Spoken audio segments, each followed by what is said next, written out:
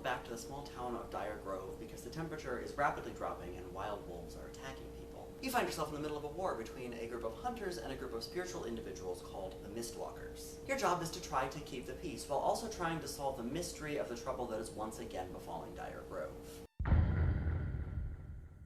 One of the things that I always enjoy about sequels is being able to visit places that you've visited before. With Dire Grove being my favorite of the Mystery Case Files games, it was really nice to be able to revisit this location. We got to revisit the hotel, for the most part, and also to revisit various places in town. And I liked being able to do that.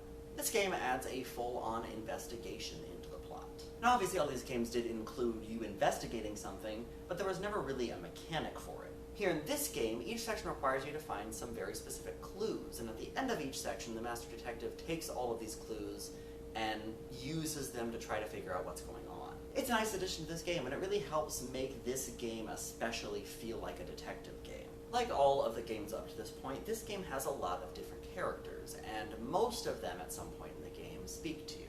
Even the Master Detective gets a voice in this installment. While I don't know really how necessary it is to have the player character have a speaking voice, it is nice that they do allow you to choose what voice you use, although they do only give you two options. And I think all of these voice actors do a very good job of portraying these very different characters, with one notable exception.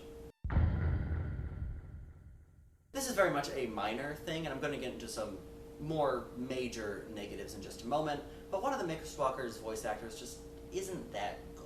She doesn't say much, but every single time she does talk, it does take me out of the game a little bit. And now let's move on to some of my more major critiques. Some of the puzzles in this game require a lot more guessing than I would have liked. None of the puzzles in the previous games required you to guess anything.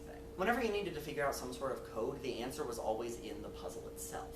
This game does have puzzles like that too, but it also has a few where you just straight up have to guess, and that's just frustrating. For example, at one point in the game, you have to pick a lock. The way that this game does that is it basically gives you a series of columns with a different number of blocks in each column. You then have to push a very specific number of the blocks in each column to unlock it. So basically you have the lockpick and it's pushing the blocks down, and you have to push a very specific number. So if the first column you need like 3 blocks down, you have to hit 3, otherwise you have to go back to the beginning. And with every single column, you just have to guess the amount of blocks. And if you get one wrong, you have to go all the way back to the beginning. Which means that you rely both on guesswork and on your own memory, which is not the kind of puzzle that I like. There's a number of these kind of puzzles throughout this game, and as a series that has always had really good puzzles, this is very much a letdown. Ultimately though, my biggest problem with this game, and the thing that really stops me from enjoying it, is the fact that it's a sequel. When I first heard that they were going to be making a sequel to my favorite Mystery Case Files game, I was very excited. So maybe I was going into it a little biased, but I was incredibly underwhelmed. They barely mentioned the first installment, despite literally taking place in the same location.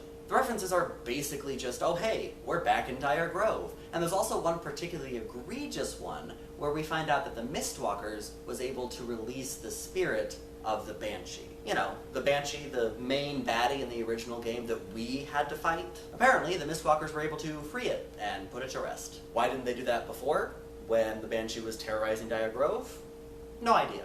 Never explained. Also, where were all of these people? The hunters and the Mistwalkers seemed to be perfectly content to stay in town with the temperature dropping, and yet, when the temperature was dropping in the first game, the town was completely deserted. Maybe they came in later, after the first game, but it's never explained, and they kind of make it sound like they've been here for a very long time. To me, it seems like this is a game that wasn't originally intended to be a Dire Grove sequel, but the creators of this game wanted that name recognition. So they cobbled together a very tenuous connection to Dire Grove and just went from there. And as a guy who really loved the first game, this annoys me too much to give this game high praise.